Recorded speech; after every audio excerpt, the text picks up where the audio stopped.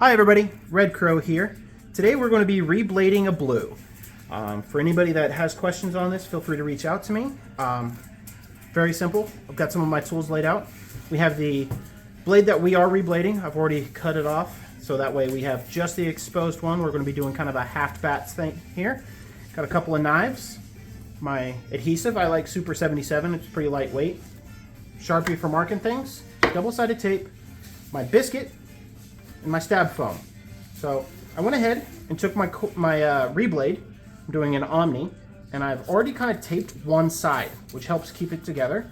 Personal preference on this. What I'm going to do now is mark where my core lies. So it lies about right there. Okay. From there, I'm going to take my long blade. Need to reorganize. I'm going to cut through on this side.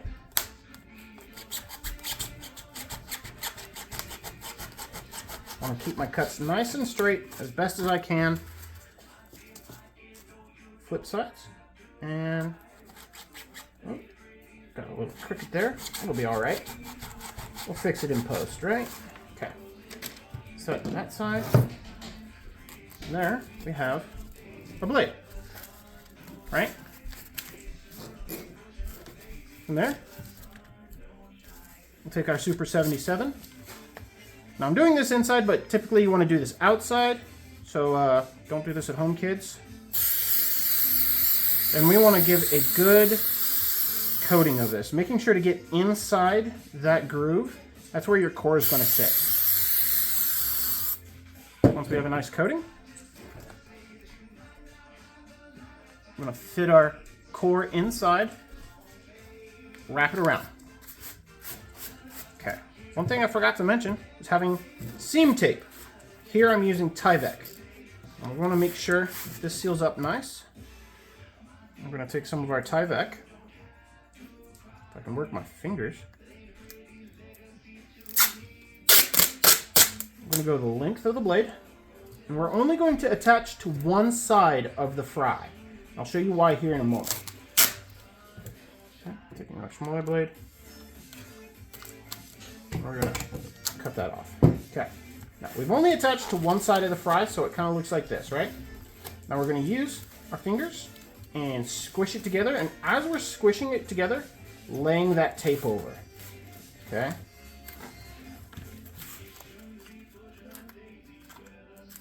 Just to make sure we've got a nice tight seal.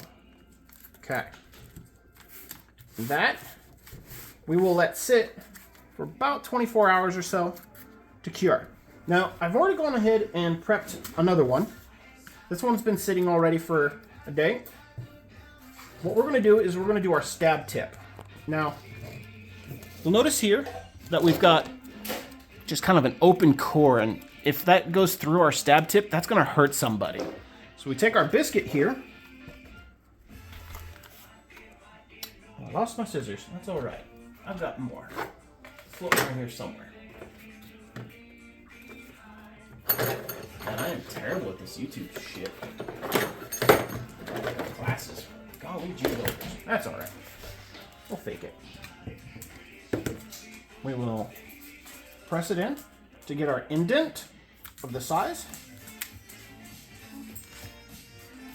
I don't know if you guys can see it at home, but there is a small little indent in there that I can work with. And we'll just start cutting it to size. Get it down to fit inside that hole.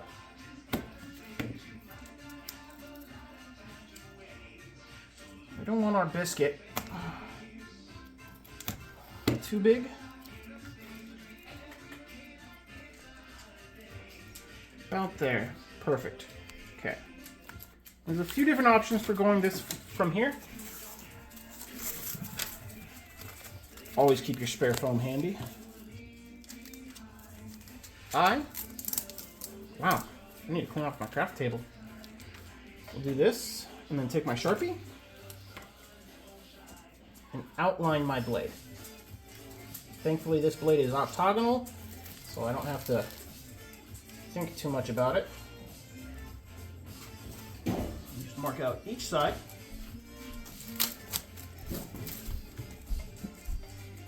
And we're going to cut it out.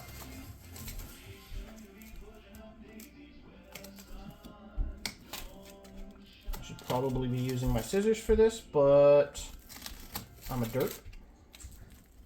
That's okay. I'll clean it up in a minute.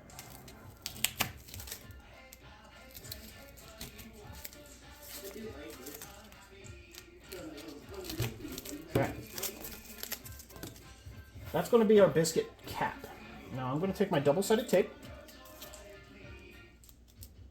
because more glue will end up making your blade heavier. And we're trying to keep our blade as close to 12 ounces as possible and keep our balance point more towards the handle.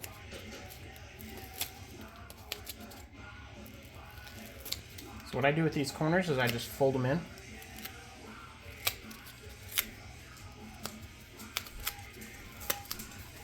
And then octagon, meet octagon, close as you can get it.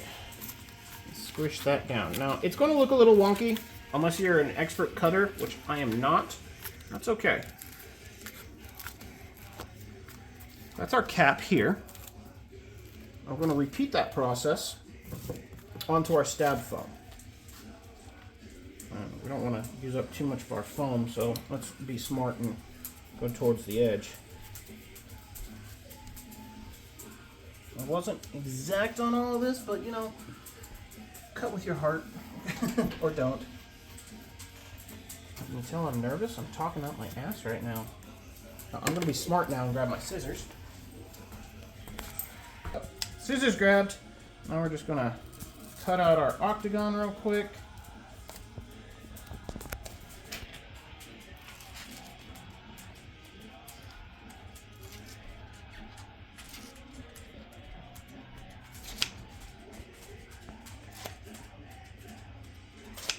Okay, about like that.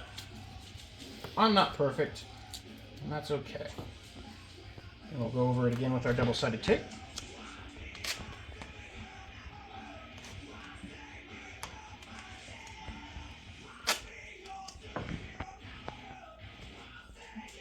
Peel it back in.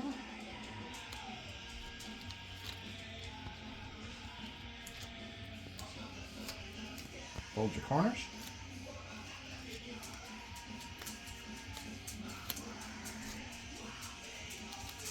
And octagon meet octagon. Okay. So that's going to be kind of basically what it looks like. At this point, you can trim it up, make it look a little prettier. That is your choice. I like to use thicker stab foam because it delivers a softer blow.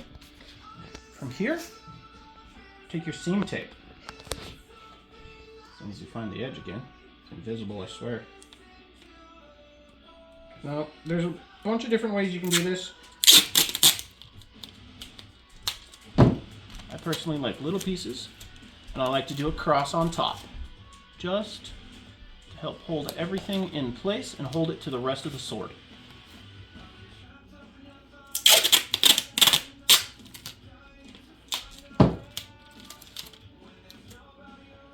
Now, I don't fully cover my cap just because I like it to give some breathing room, and it'll lose adhesion and then re-stick in weird places, and so you'll start to notice compression in weird spots. So I feel like this way it gives it some more breathing room and lets it manipulate better. But that is how to reblade and cap your blue sword. Thanks for joining.